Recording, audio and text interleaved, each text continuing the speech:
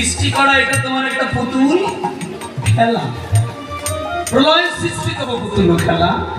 নিরজনে প্রভু নিরজনে, নিরজনে বসে বসে ভগবান খেলছে, এই বিশ্বটাকে নিয়ে খেলছে। তাহলে খেলতে গেলে তো রকমারি লাগবে। এই দেখুন, একটা ছেলে, একটা স্টুডেন্ট, একটা ছাত্র 2 পয়েন্ট রেজাল্ট করেছে, 2 পয়েন্ট, ও তো সরকারিতে চান্স পাবে না। তাহলে ওর জন্য একটা আলাদা কলেজ তৈরি করতে হবে। এই জন্য সরকার কি করেছে, বেসরকারি কলেজ সৃষ্টি করে দিয়েছে। সরকারি তারপরে বেসরকারি দিয়েছে না। কাদের জন্য? যদি বেসরকারি না থাকতো তাহলে যাদের রেজাল্ট খারাপ হয়ে গেল ওরা তো আর পড়াশোনা করতে পারতো না। করতে পারতো বাবা? ওরা কি আবার সুযোগ পেত? এবার যদি এসএসসি পরীক্ষায় 2 পয়েন্ট রেজাল্ট করে যদি ইন্টারমিডিয়েটে বেসরকারি কলেজে ভর্তি হলে রেজাল্ট আবার ভালো করে, তাহলে আবার ভার্সিটিতে চান্স পাবে।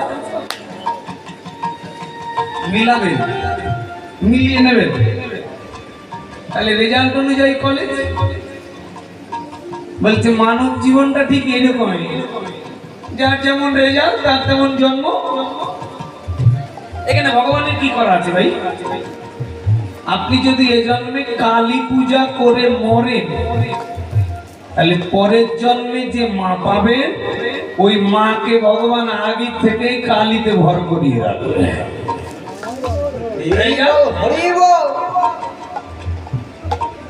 আপনি কালী উপাসনা করে মরবেন, পরের জন্মে কৃষ্ণ ভক্ত মা পাবেন।